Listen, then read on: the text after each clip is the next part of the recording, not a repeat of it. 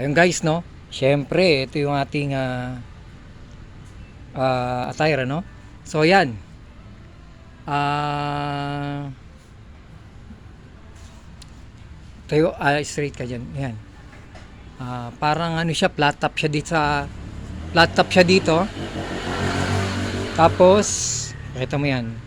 Page siya dito, mid page siya, no? Ayan, no? Ayan. Okay. Pinage siya. Kita niyo yung pagka-fade, ah. Yan, no? Ano ka? Yan. Ganyan po siya pinade. Okay. Tapos yung pagka-flat top niya sa taas, ayan po yan. Alright. Ayan po yung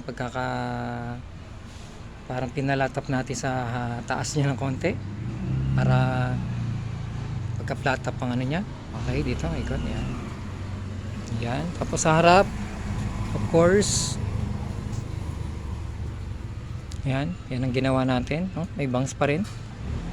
Diba? Hindi tayo nagpupudpud, no? At di rin natin binabasa ang buhok. Maliban na lang kapag taong grasa. Ito taong grasa to. Kailangan na talaga basahin. Pero hindi natin binabasa. Baka sipunin eh. Ayan po yan. Nakita nyo yung gupit, ano? Nakita nyo yung pagka-fade niya, ano? Ayan po yan, no? Gradual lang ho yung fade niyan. Unti-unti. Ayan.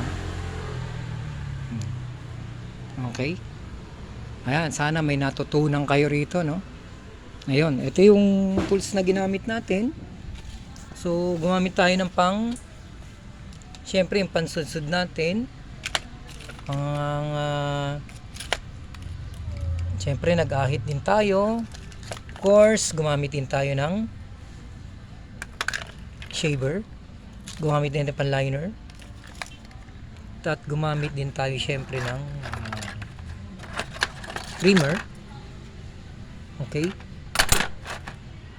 Yun po yung mga ginamit natin. Yan.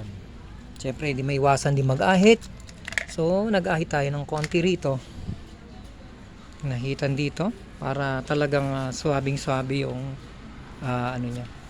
So, yun guys ang nangyari. So, okay ba? Okay. Thank you so much and I love you all.